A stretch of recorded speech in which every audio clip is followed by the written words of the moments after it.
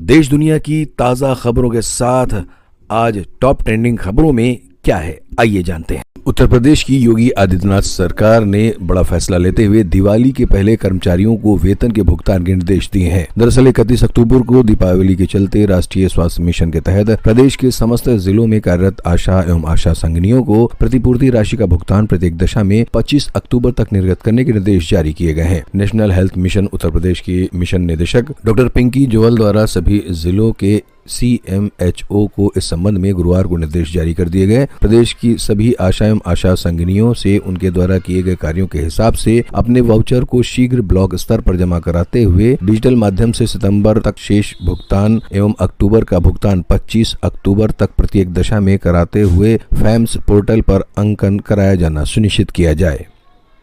Railway ने एक बड़ा फैसला लेते हुए टिकट बुकिंग के नियमों में बड़ा बदलाव किया है। अब एडवांस टिकट की बुकिंग की समय सीमा 120 से घटाकर 60 दिन कर दी गई है, यानी कि अब यात्री 4 महीने के बजाय 2 महीने के अंदर ही टिकट बुकिंग करवा पाएंगे। ये नियम 1 नवंबर 2024 से लागू हो जाएगा। रेलवे के फैसले पर यात्री नाराजगी जाहिर कर रहे हैं। यात्रियों का कहना है कि 120 दिन में टिकट कंफर्म होने में दिक्कत होती है, ऐसे में 60 दिन में टिकट कंफर्म कैसे हो पाएगी। उन्होंने 120 दिन बुकिंग प्रणाली को लागू करने की मांग की है।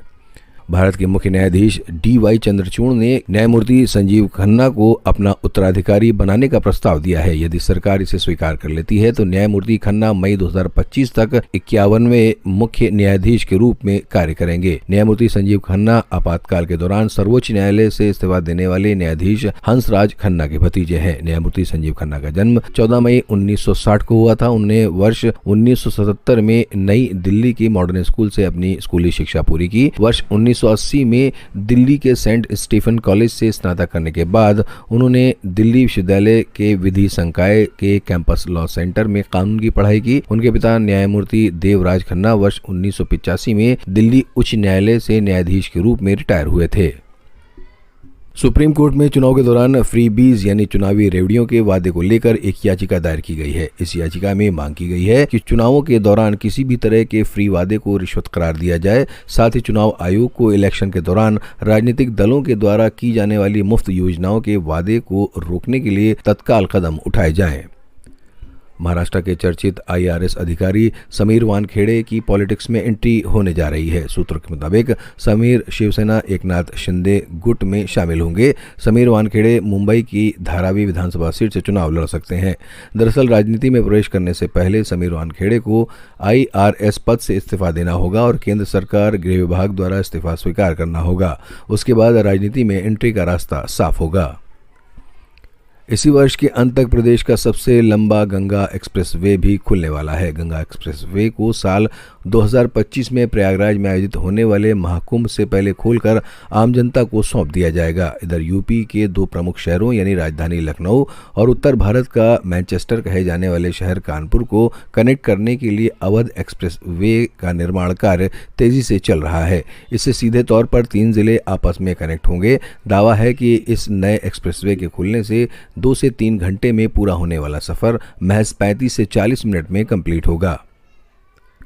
अगर आपके पास भी CNG कार है तो ये खबर आपको झटका दे सकती है। जी हां, आने वाले समय में CNG की कीमत में इजाफा हो सकता है। दरअसल सरकार ने वाहनों को CNG की बिक्री करने वाली शहरी गैस वितरण कंपनियों को सस्ती गैस की आपूर्ति में 5वें हिस्से तक कटौती कर दी है। सरकार के इस कदम के बाद कंपनियों की महंगे आयात किए जाने वाले ईंधन पर निर्भरता बढ़ जाएगी। सस्ती गैस में आई कमी की भरपाई के लिए कंपनियों को महंगी गैस खरीदनी होगी। इसका असर यह हो सकता है कि उनकी तरफ से आपूर्ति की जाने वाली CNG की कीमतें बढ़ सकती हैं।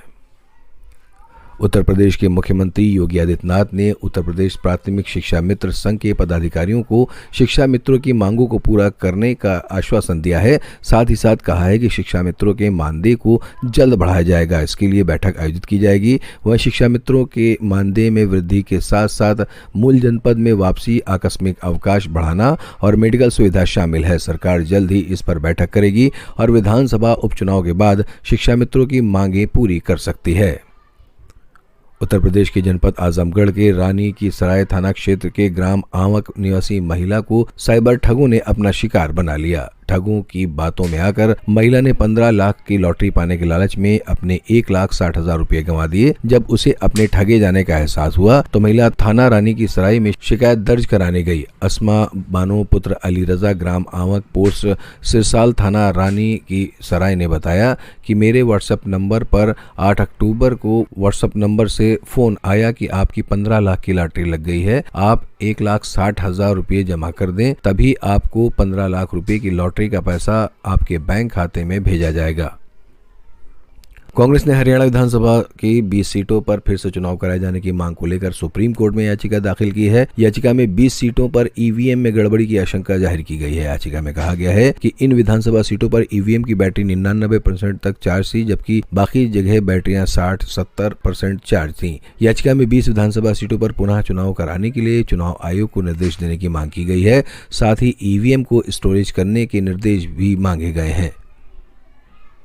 झारखंड के गढ़वा शहर में एक हैरान कर देने वाला वीडियो सोशल मीडिया पर वायरल हो रहा है, जिसमें 2 लोगों को गोलगप्पे तैयार करने के लिए पैरों से आटा गूंथते हुए देखा जा सकता है। रिपोर्ट के मुताबिक ये आरोपी सिर्फ पैरों से आटा नहीं गूंथ रहे हैं, बल्कि गोलगप्पे के आटे में टॉयलेट क्लीनर और यूरिया खाद भी मिला रहे हैं। जब वीडियो वायरल हुआ तो पुलिस ने तुरंत कार्रवाई की और दोनों आरोपियों को गिरफ्तार कर लिया। स्थानीय लोगों में इस घटना को लेकर गुस्सा है और वे आरोपियों के खिलाफ कड़ी कार्रवाई की मांग कर रहे हैं। रिपोर्ट के मुताबिक यह मामला मझियाओं थाना क्षेत्र का है। आरोपियों की पहचान अंशु और राघवेंद्र के रूप में हुई है। वहीं वीडियो बनाने वाला व्यक्ति अरविंद यादव है, जो दोनों का मौसेरा भाई है। अरविंद ने बताया आपसी झगड़े के चलते उसने ही वीडियो को वायरल किया है। न्याय की देवी का स्वरूप बदल गया है। सुप्रीम कोर्ट में लेडी जस्टिस के एक नए स्वरूप का अनावरण किया गया है। अब इस देवी की आंखों पर पट्टी नहीं है, वहीं हाथ में तराजू तो है, लेकिन दूसरे हाथ में अब तलवार की जगह भारत का संविधान है। न्याय की देवी की मूर्ति में ये बदलाव बस यूं ही नहीं कर दिया गया है, इसके गहरे मायने हैं, जैसा कि CJI चंद्रचूड़ ने कहा।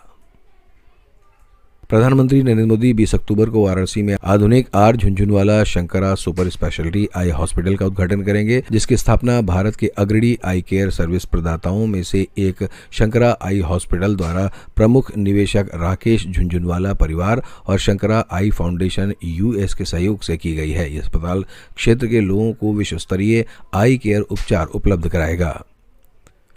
सिंगापुर में रहने वाले एक 47 वर्षीय भारतीय व्यक्ति को गलती से पिछले साल अपने बैंक खाते में SGD 25,000 रिसीव हुए थे, यानी लगभग 16 लाख। पैसा वापस भेजने के बजाय उसने पूरे अमाउंट का यूज अपने कर्ज चुकाने के लिए किया। इतना ही नहीं, प्रियासामी मथिया झांगन ने इसका एक हिस्सा भारत में अपने परिवार को भी भेजा। सिंगापुर की एक कोर्ट ने अब उसे 9 सप्ताह की जेल की सजा सुनाई है, क्योंकि उसने उसे पैसे का गबन करने का दोषी माना था।